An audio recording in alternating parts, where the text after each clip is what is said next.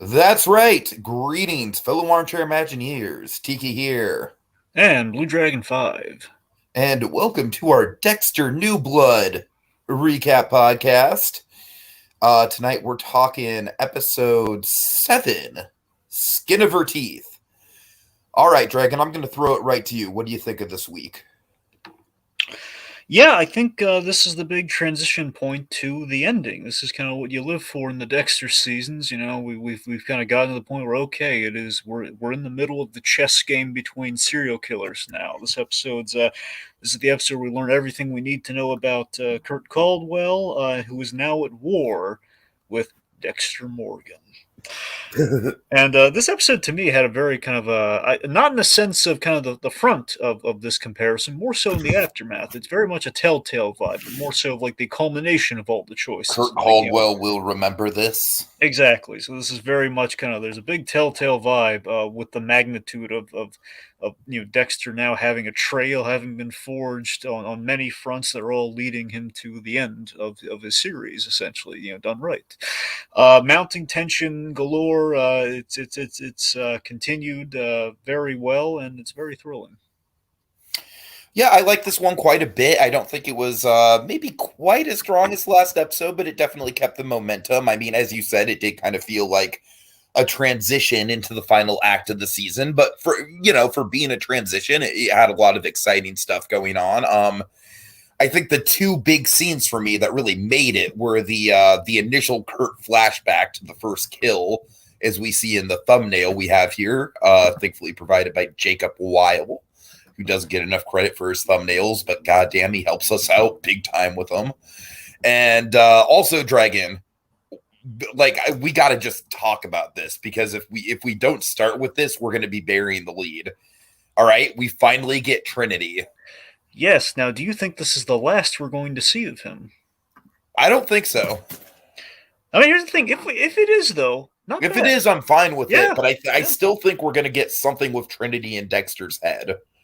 Yeah, that's what I'm really hoping for. That's what I've been expecting and predicting this whole season. I mean, what we got here, still pretty good. I mean, if we got I mean, what Lithgow, we got here, it's almost better than Trinity and Dexter's head, because it's essentially like more of the Trinity killer in canon. You know what I mean? It's like it's just a little bit more. It's just a terrifying little memory. So it's just like I like that it's still in canon with the rest of the show, and it's not just like him showing up in Dexter's head. I'm glad that we got a little bit more of the actual story with him. right? Yeah, yeah. So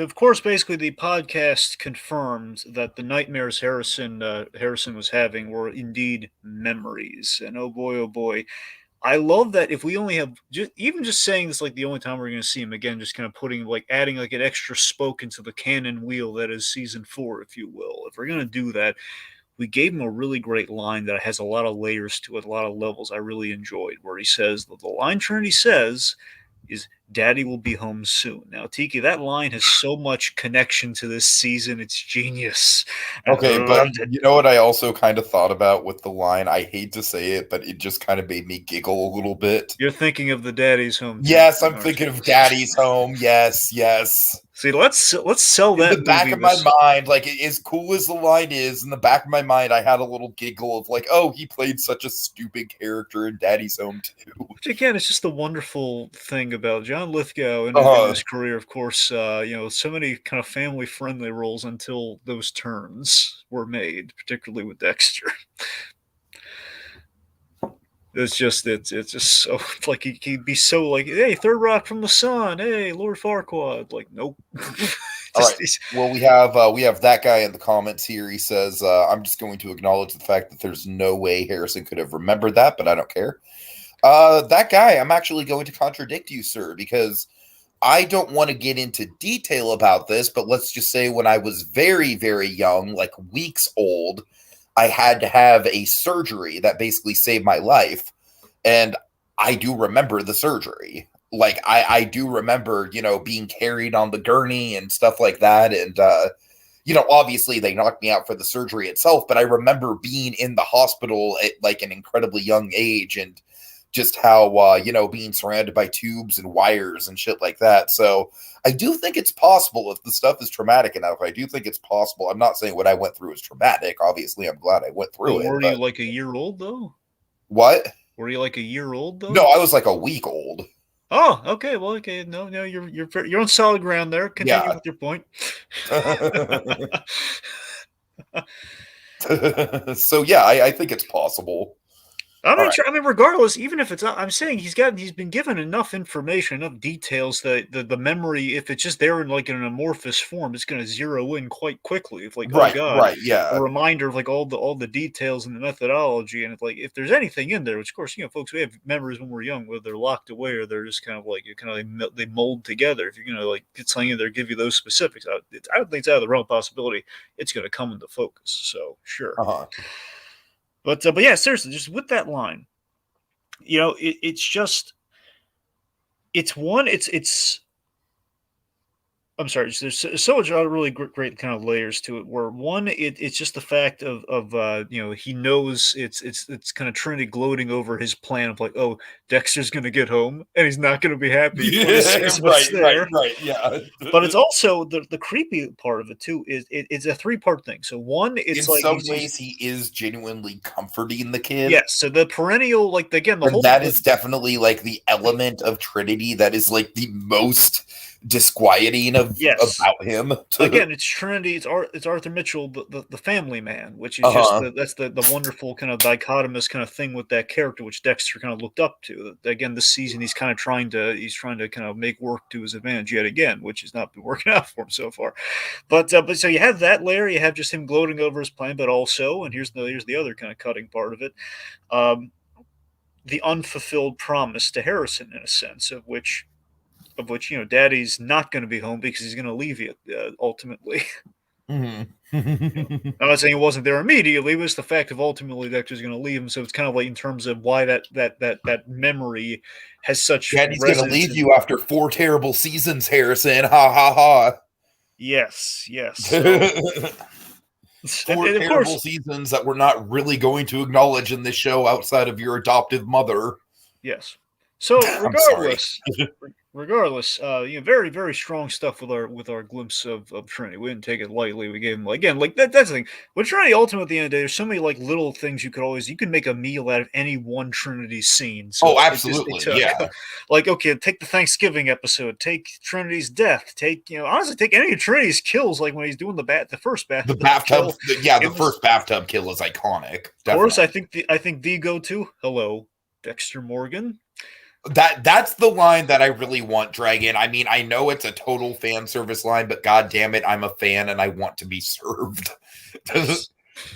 Yep. You know what's funny though? Showtime's recap podcast of Dexter with like some of the people involved with the show. Their opening is "Hello, Dexter Morgan fans." I did notice that. Yeah, I have listened to some of that. Oh, do you like it? Yeah. Yeah, it's okay. All right. Well, there's a ringing endorsement. Okay, sure. I mean, it's no Better Call Saul podcast. I don't know what to Well, of tell course. you. Well, Tiki, not everything can be the Better Call Saul I know, I podcast. Let's be know. honest. I mean, we can't always get Vince Gilligan or Peter Gould to That's kind what of I'm brighten saying. up. I don't know what to tell you, Dragon. It's okay. Yeah, It's not overly engaging, but it yeah. was an okay listen the couple times I listened to it. All right. Anyway, getting back to our own. So, okay, let's see. So, I guess let's backtrack a little. Unless there's anything pressing that wants to Yeah, jump in, let's Tiki. double back for sure. All right, let's see. So Dexter and Angela, they're working the Iris crime scene when they found Iris's body.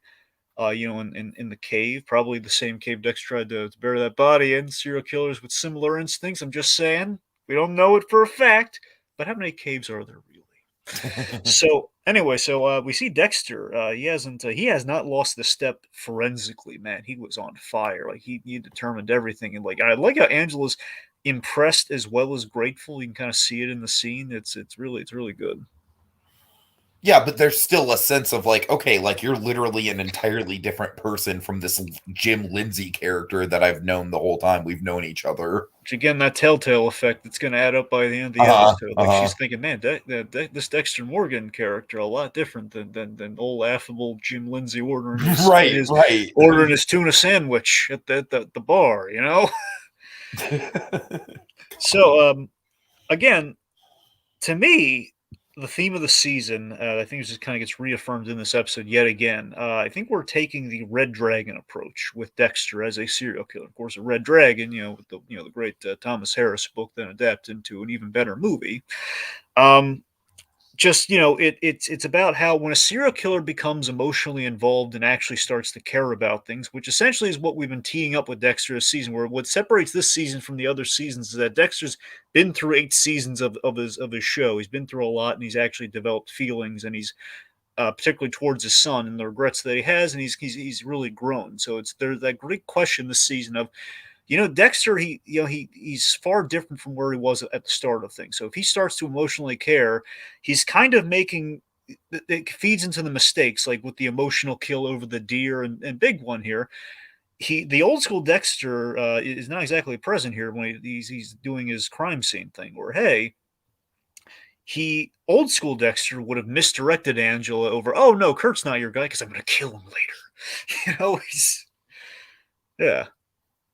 Totally. Okay. So yeah, it's definitely the game is the board is definitely getting shaken up by who's knowing and who knows what. The information is power in Dexter, and information is certainly getting spread around. So on that note, what do you think of another big reveal in this episode, which I'm not surprised came right after Dexter finding out that Kurt was the killer? Is that Kurt finding out, or at least acknowledging that he knows that Dexter killed Matt?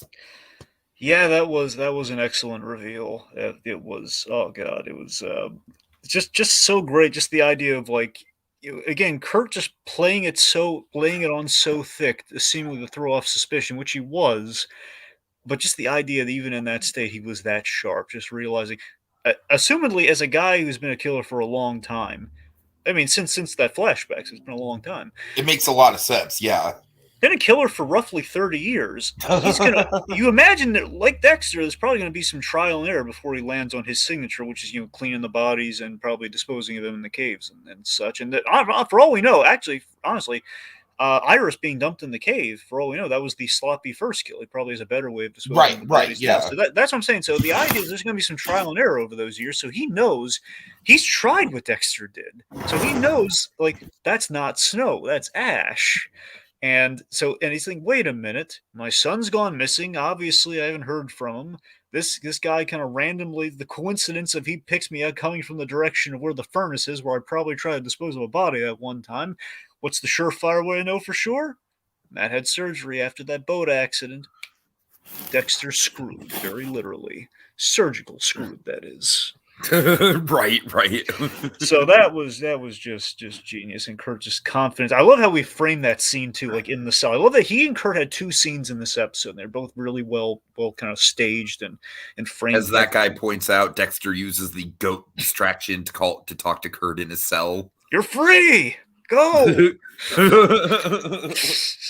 See, now I just want to see a back-to-back of the Loki scene, like my horn brethren. Oh God! Oh no! To this Michael C. Hall gag, but yeah, yeah. Honestly, I love the diner scene too, just with like the pie or the cake, the chocolate pie. I think it's. I heard it was pie. I think it looks like cake to me. What do you think? Dragon Harry Osborn would know. That's what I'm saying. I figured we need Harry Osborn on this case. You know a pie like the back of your hand, boyo. I thought you might recognize it. I'd have to go back and watch the episode again. I'm sorry. It looks like a yellow cake. If I saw a picture of it, if it was like a yellow cake looking thing, it's probably a cake. That's what I'm saying. Like, it looks like enough you think it'd be a chocolate cake. Yeah, it's probably something along those lines, Dragon. I don't think we need to think that hard about I know, it. I'm just saying. I figured part of us love to lean into the Harry Osborn thing, but we can't do that because there's also, doubt. I just want to point out that this episode once again continues the breakfast motif with Harrison, and I'm loving it. Oh yeah, it's like at this point, I honestly kind of think they're almost like, not mocking Breaking Bad, but it's kind of a little bit of a nod of like, hey, look, we can do a character who's obsessed with breakfast and actually make him interesting. Oh yeah. So by the way, just to show how smart Kurt is, like him covering his tracks at the cabin. We went to the cabin. Just impressive. Like that set completely stripped clean. Just like everything just ripped out of there. Uh-huh. Also, just to the writing's point, Dexter's monologue banter, as well as his kind of crime scene banter, it's very on point and very reminiscent of what I kind of liked getting from Seagal's performances. You can kind of tell he misses this. Mainly, he misses Deb, which adds to that Freudian level of what Angela means. Just like Totally, it's just like totally. he loves working with Angela. It's like, man, why can't we do this? Why can't this He be just our likes thing? working with strong-willed female cops, Dragon. That's Yeah, his he thing. does. Yeah, yeah. So that's what I'm saying, Tiki. I just love that deep down Dexter this season, again with kind of the emotional kind of compromising his effectiveness in the slop. It's like Dexter's killed one person this season. It's come back to bite him every which way. If you think about it, Right, right, and I actually really like that about the way that this season's been structured. I really like the kind of domino effect. Yeah, it's like one Because sloppy kill. it does harken back to episode 1 and Matt's big threat of like my father will rain hellfire upon this town, and like given the revelations that we found out about Kurt, not only has he done so in the season, but he's been doing so for 30 odd years. Oh yeah.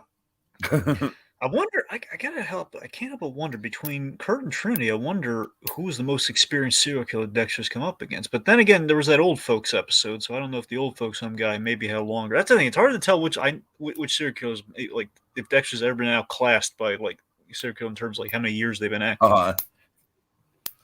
Do you think Kurt might outclass him?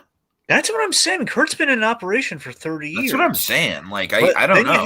You have your oddballs like Dexter, I think, in the first season. I feel like at the very least, Kurt and Dexter are kind of like, like even as far as like mileage goes. I mean, Dexter, it's I remember it's been probably, I mean, it's 8 years for sure, but then beyond that, from when he was a young buck to to when he's at the start of Dexter, so that's at least, I mean, that's at least 18 years. You gotta figure, right? At least like 18, maybe.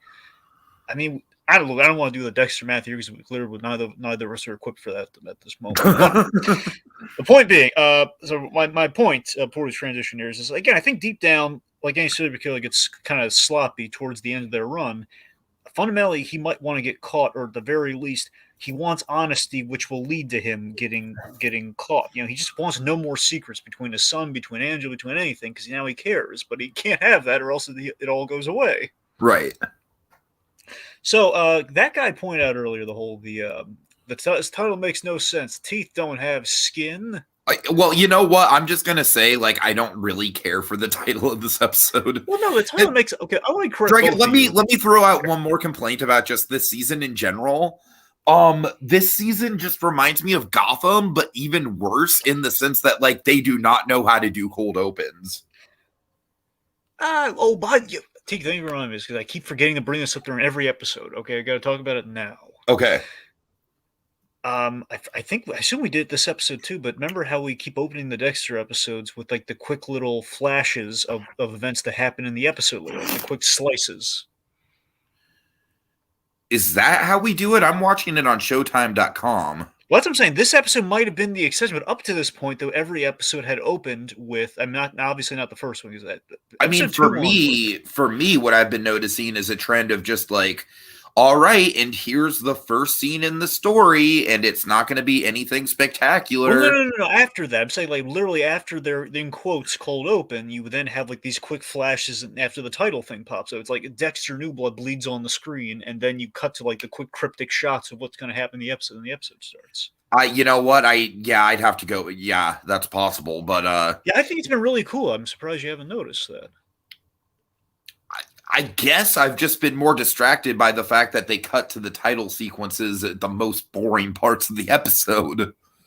Fair enough. I mean, I don't know, Dragon. It's just like, we're comparing, like point to Dexter New Blood in the breakfast department, point to Breaking Bad in the cold open department. Well, of course. Now, that is with the title of the episode. This title actually made a lot of. I think the title's been on point, but this particular one, I mean, again, it's very much centered around like the DNA on the tooth, and seemingly escaping by the skin of her teeth, getting him by the skin of her teeth. I don't know. I know that guy's making mostly a joke, it seems, but Look, I'm just saying the title isn't really memorable or catchy or eye-catching or anything like that. It's just kind of like, all right, like by the skin of your teeth, like it feels like a rather generic title. I don't know. I mean, literally, really, the episode's about the skin of the teeth. What more do you want? Fair. That's fair. It's like, anyway, so with the tooth thing, I just want to say, like, the idea Iris, with Kurt, and I like the idea, like, Dexter having his wiggle room here. Well, it's a 30-year-old DNA sample on the tooth, and it leads to, Kurt being the suspect, and they have Kurt dead to rights. The DNA he provided. Oh my God, Angela had him so dead to rights in that interrogation scene. It was awesome. Uh-huh. Like, they have your DNA from the search for your son. Because she can't go after him for the son in this case, but still, like, hey, remember that son who's suspiciously alive and not alive at the same time? We have your DNA. Thanks for helping us out, buddy.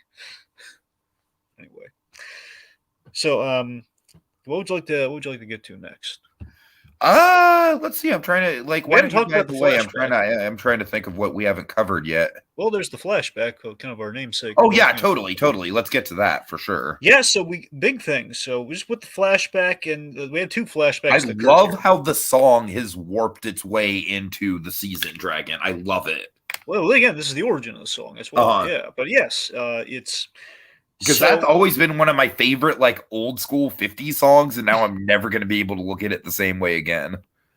But yeah, so that's the thing, Tiki. I love that we get the origin of the serial killer and his MO in these flashbacks. So essentially, what we learn, one from young Kurt before we have the first kill Kurt. So young Kurt, his mom assumedly was beaten by. Oh my God. We basically hear Kurt's giving a video confession, seemingly because they have him dead to rights, but he's trying to, in a monologue, pin it on his abusive father, which Roger, which we do in a really interesting way with that momentarily. But just the origin point of the serial killer is Roger beat his mother to the point where she ran away but left Kurt behind. While the father took him on the road, and he would regularly probably do have women sexually. The lot lizards. I love Clancy Brown saying lot lizards, by the way. I love the trucker lingo. It's like we call it lot lizard. Again, first of all, kudos as we've been given all throughout the season. My God, Clancy Brown. Clancy Brown's been knocking it out of the park. I think it's fair to say that nothing's ever going to nothing's ever going to touch Trinity, but I do think he is probably going to be, when all is said and done, the number 2 Dexter villain. In my opinion, yes, I would share that sentiment, Tiki. Yes. So just him delivering this monologue very richly, and then you see, of course, the kid basically as the father is having sex with the lot lizards and beating them. The son's kind of forced to watch him kind of beat these women. He's turning up the volume of Runaway, the Runaway song, which, of course, methodology, that's why he's playing Runaway. He's thinking of his father who made him angry and drove him all this and all the other factors at play. And then we get the big flashback, the first kill flashback, the iris of it all. And, of course, wonderfully staged. It was crazy the way it went down, Dragon, just how... I'm so in love with how they handle this thing. So many times we've the problem with Dexter, especially in those later seasons, mainly in the later seasons, but occasionally even during the good seasons, we would underwrite the origin of the serial killers. Yeah, totally. Like, for example, season 3 of Dexter, we had Miguel Prado, great. The Skinner was, for my money, from the seasons of Dexter that I watched, and I would even include season 5 in that, because I got a little, I got as much of a taste of Jordan Chase. I know what Jordan Chase is about. Yeah. And it's Johnny Lee Miller. You got to love Johnny Lee Miller. He's great as Sherlock Holmes, but yeah. So for my money, I think the Skinner is easily the worst villain of the first 5 seasons of Dexter. We need a guy with a knife that's not right. Yeah, I mean, I remember even in the moment, love Prado, but yeah, Skinner is just kind of dragging the season down. I almost kind of wish that more of the season was just, I feel like Miguel could have very easily been just the singular villain in that season. But again, the Skinner, Miguel is the villain. The Skinner is purely a means to him. We need we need to keep Deb busy during the season, and we need kind of like a target for Dexter. Then gets complicated by the real villain, that is Miguel Prado. Yeah, but I don't know. I feel like one of the reasons why season 2 is one of my favorite seasons is that it's one of the few seasons that kind of goes off of the familiar Dexter versus another serial killer arc.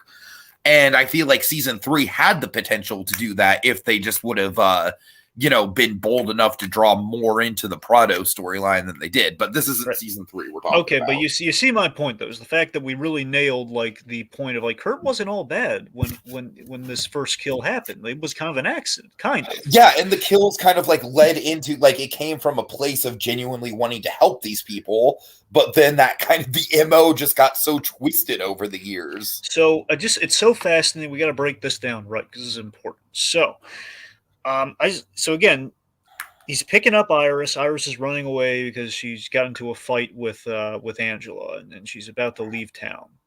So she hitches a ride with Kurt, and of course, I love the framing device here. Kurt is basically telling the story very differently than what we're seeing, and we, the audience, know, okay, this is actually how it went down, and Kurt's just kind of spinning it all. My father picked her up. Did not happen that way at all. So, just the fact that he tried to save her. My theory, Tiki, is that with his methodology, he sees his mother in the female runaways, and he's trying to, at least with the initial one, he tried to deter Iris from running away, much like he did not want his mother to run away. I mean, I don't think that's too crazy, right? Yeah, no, I think that's pretty spot on. Right, and then basically, like any serial killer, is basically recreating the initial kind of thrill and like in the moment of like he just got really, again, like to be fair, she did bite him, and he basically he was a little aggressive in saying no, and just like, no, I'm gonna take you back. Well, let me out then. So obviously, it all just went belly up from there, and then he kind of channels the father he didn't want to be like in killing this woman, like just getting the violence out there in kind of like in the hunter kind of upbringing. I'm sure his father probably also had. Honestly, I think what it is, Tiki, I might read on it was that his as the wounded child grown up, it's that if you're gone, you may as well be dead. I'm never going to see you again. No one's going to miss you. I might as well kill you because that's what you're doing. Sure, and that is a big part of his MO. That's also a big part of like how he's been able to get away with it for as long as he has.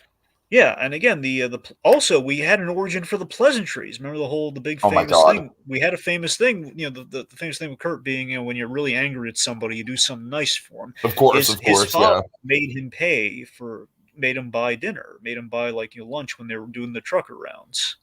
Mm-hmm. So his father forced that upon him, and again, like this initial, I'm going to try to do something good here, which then goes belly up. All right. All right, let's see. What else do we have to talk about? I think we've pretty much, I think we've skimmed the surface on a lot of stuff already. Well, we got, I think we got 2 bits, and then we'll be out of here unless you see anything that's really grabbing your interest in the comments. I just want to point out that guy did a good troll on an obvious bot account. Mm-hmm. We have Harish Tavish, who says VUM : NGO, and then that guy comes in with at Harris Tajivz. Agree. Good point. I appreciate that humor, that guy. All right. Anyways. All right. So here's a big thing we should talk about. Angela and Molly, the true crime podcasting instincts are leading to Dexter's doom here, as Molly is I absolutely am. I'm pretty much like at 90% certainty right now that Molly is going to be Dexter's downfall. And again, it's such a great idea. Like after all these years, and just the uptake in serial killer culture, and more so like the true crime culture is like, yeah, this would be Dexter's worst nightmare. We would if true crime podcasts were as big as they were at the start of Dexter would be only 4 seasons if we're lucky. right. If we're lucky, it'd be lucky if we can get to 4 seasons at that point. Like, well, yeah, it's gonna be found out by season 2, which kind of happens. And to be fair, kind of happens already with Dexter. But anyway. So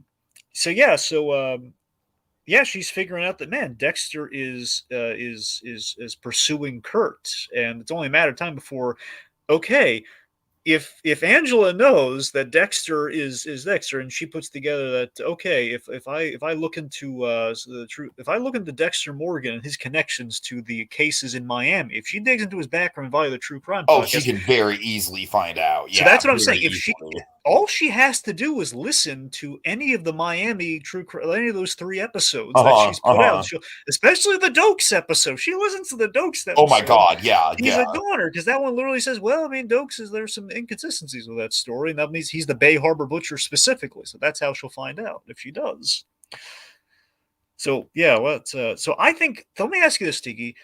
I think these two characters have potential to see the good in what he's done, especially if he kills Kurt, knowing that Kurt killed Iris. So, I But I mean, what do don't you? think it's going to be enough. I mean, not enough to let him go like, hey, let's Yeah, ride off into the sunset. But you think it's enough to give him like like a 5 minute head start or something if he were to run or something, or like kind of a mulligan of some variety. I don't think so. But the only reason I say I don't think so is because I feel like every one of the fans is kind of wanting to see him get caught. Yep. And like just seeing him just get like a head start on the police or something like that. Like I don't know. Like I feel like the end game is Dexter behind bars. Like that is what the final episode is going to be, as far as I'm concerned. Okay. All right. So, lastly, we should talk about the Harrison of it all, mainly where we leave the episode off. So, Harrison, big thing, his killer instincts are really starting to manifest because he brought out that straight razors. Those kids from the wrestling match wanted to get vengeance on him. He made the I first think cut, it's only man. a matter of time before he goes full blown psycho. I really do. I think he's just a boiling over tea kettle at this point. I think the worst thing that could happen to him would be if, and I don't think they're going to do this, but I'm just saying, can you imagine if they had the guts to, like, imagine if his first victim was Audrey by accident, like Kurt? Oh Jesus Christ! Oh my God! So that brings me to my theory I'd like to lay out. So, what I really loved in this episode, particularly what we're laying out, where we're building towards the next episode, pretty much where the episode ends, where Dexter tries to have a heart to heart with Harrison, and he's basically Dexter. At the end of this episode, he realizes I cannot run from this anymore. This kid is like he's got the instinct he will kill somebody, So and he he's basically wants to have the talk that he should have had in episode 2. yes, he absolutely. Like, I have to have the talk with my Yeah, son yeah. pronto, and again, but the darn boy won't stay still. It's like Right, it's like. Do right. you remember the small? Like, do you ever check out Captain Crypto Freaks at all? Like ever or like I the no, I can't count on okay. counting crypto freaks. No. All right, it's fine. It's fine. My point is, there's a running gag in Smallville. It's like a big CW cliche, but Smallville made it big. It was Uh the walking away anger, like the storming off anger, huh. where every time, like, okay, well, we need to extend our plot line here, and we can't wrap things up. We need a season of television, so they're going to walk away angry every scene. So it's Oh kind God. of it's sort of like it's a less annoying version of that here. Was the fact like Harrison, if you just stick around, you can have the talk. Don't run away. Don't Right, get right, the yeah. ride from that guy. But obviously, we need stakes here, and basically, we need everything closing in on Dexter simultaneously as the creepy trucker guy from earlier that delivered the screw. By the way, that's one thing I wanted to bring up. What do you think of Kurt having goons now? I mean, that's the thing. It's a little weird, but I I think mean, it's the one thing in the episode that's like a little bit like I'm fine with it. Like I don't think it kills the tension or anything, but I think it's a little silly. It's a little silly, right? I mean, it kind. I don't know. Here's the thing. Truckers. No, seriously though, Tiki. Truckers, especially Teamsters, they are a very tight knit community. So I Yeah, yeah, buy, yeah, for sure, for and sure. especially if this guy runs a truck stop. I mean, I buy it to a degree, but it's just honestly the way I thought I that scene feel was like it's going. the pulpiest thing that's happened so so this season, right? And again, We who can at doesn't like least a give little? it that much. And again, who doesn't like a little pulp with breakfast? I Of mean, course, come of on. course. Right, right. So honestly, that's the thing, Dig, is that I thought initially when that guy was introduced as Skeezies, it was just, oh god, this is gonna be one of those scary kind of truck stop tales where Harrison might have to kill a guy trying to make a move on him. Uh-huh, uh-huh. That's what I I, kind of thought too. Yeah. yeah, but anyway, so my point being, what I love what the episode does here with the Harrison of it all is I love that we've paralleled Harrison. Basically, I think next episode, the tease like a little second promo is that Dexter's in survival mode, which to me is kind of a really meta thing. If I'm just sniffing it out right here, is that it's a promise. Remember the bachelor party episode from season 3 where Dexter was thrown to the trunk of his own car. He had the big heart Yes, to heart with yes, his yeah. father. It was like an emotional episode, and the payoff was like he just punched Masuka in the face because it was a bachelor party thematic. So I think this is going to be like kind of like, folks. I know that was kind of a fun gag. We're going to do it for real this time, where he's actually kidnapped and Dexter's going to be Dexter in survival mode. So that's going to be next episode, along with while Dexter is unable to interfere, it's going to be Harrison and Kurt bonding. And again, Kurt's big end game, by the way, we also might skimmed over, is that I think initially Kurt wanted to kill his son out of revenge, but then he grew to like the son, and now he's trying to replace him with Matt. And I think now, if I were to guess, I think Kurt's end game might be to get Dexter caught and then to have Dexter know that he is Harrison's replacement father. Yeah, I mean, What do you think about that? I really like that, but I wonder this. I think it's gonna be one of two things of that, and you tell me which sounds worse. Like, Because I just think with him, it's just like the idea of Dexter knowing that he is the replacement and that he can't do anything. Like, I don't know. That to me is just like, yeah, you take away my son, so I'm gonna steal your son. regardless, I love this is building to a really heart-wrenching dilemma where Dexter, he's going to have to tell his son the truth if Kurt doesn't tell him first. Honestly, if Kurt already knows he's killed his son, so I mean, there's Uh-huh. a so regardless, it's going to be a heart-wrenching dilemma of like, oh God, I have to kill the serial killer this season, but he's mentored my son, not just unknowingly, he's mentoring my son to being a serial killer. He's having to Right, talk right. before I do. I'm going to have to deal with this. So here's the question though: is it going to It's be so Dexter behind? twisted, right? Do you think Kurt's plan might be, I'm going to have Dexter's son kill his father? I'm going to have Harrison kill his Ooh, father. I don't know. I don't know. I'm going to say I like your idea better. I'm just A little entertaining the far fetched possibility. for me, I think. Well, I'm just saying, like a lesser show might go that direction. So it's, I Uh-huh. don't know, but I think your idea would be the best version of that. Because in Kurt's power behind bars, flip the other way would be revenge in itself. So that's what I'm thinking. I'm leaning your direction on that one. Anyway, so, but again, I love that with all that, the way we've been building that is that with Kurt's backstory, eerily similar parallels to Harrison's, which makes him we're perfectly Totally, aligned in totally, these yeah. stories. Where again, like lost his mother, like again the father, by the fault of the father, and there's a lot the abandonment issues. I think there's a lot of parables for Dexter and Harris, for Harrison and and Kurt there going on. So that's what I really loved with the flashbacks as well. All right, let's see if there's anything we want to shout out in the comments, and we'll wrap this puppy up. That guy says, to be honest, Dexter's always had a pulpy side to it, even in the good seasons. And yeah, that's true. I'm just saying, this season has been the most down to earth season, and I still think it is. I just think the truck stop goon is the pulpiest thing that's happened this season. But I don't disagree with you that every season does have some pulp in it. So That guy says, Dexter, this is basically Dexter saying, I want to give my son the talk, but he keeps CWing me. God. okay, you know what's stupid about that comment, Dragon? What? Because I didn't get, because I know you already mentioned the CWing, but when I saw that comment written out, I thought it meant he keeps content warning me. I don't understand. Right. Content warning. Anyways, God. Can you imagine what you're about to hear might cause you distress. This would be hilarious. Imagine this, like, Harrison.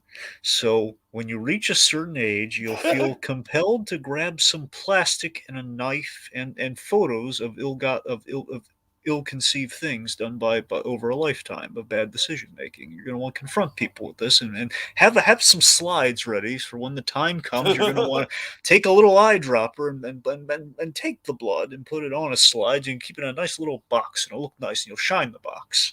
Yeah. Anyway. We put Harrison in the Dexter gear. What'd you think of that? That was kind of cool. I thought that was a little hammy. I don't know. I mean, really look, I'll think admit, it I think it would have been more. I think it would have been more effective earlier in the season, but I liked it all the same. It was a cute misdirect. It was cute. All right. Okay, all right. So that. Okay, so yeah, big thanks as always to that guy for joining us, and just a little shameless self promotion on our part, folks. If you want to hear us talk about the terrible 1996 Hulk Hogan Christmas movie, Santa with Muscles, we will be doing just that in about 15-20 minutes, a little bit after 11 o'clock Eastern, 8 o'clock Pacific, and at 5 after the hour. So tune into that, folks. Tune into that. It'd be great to see you guys there. Yeah, and in the meantime, we will certainly be back next week, probably earlier in the week, because we won't have all this Christmas stuff to catch up on. And have a good night, everyone. See you all later. But son, I made breakfast.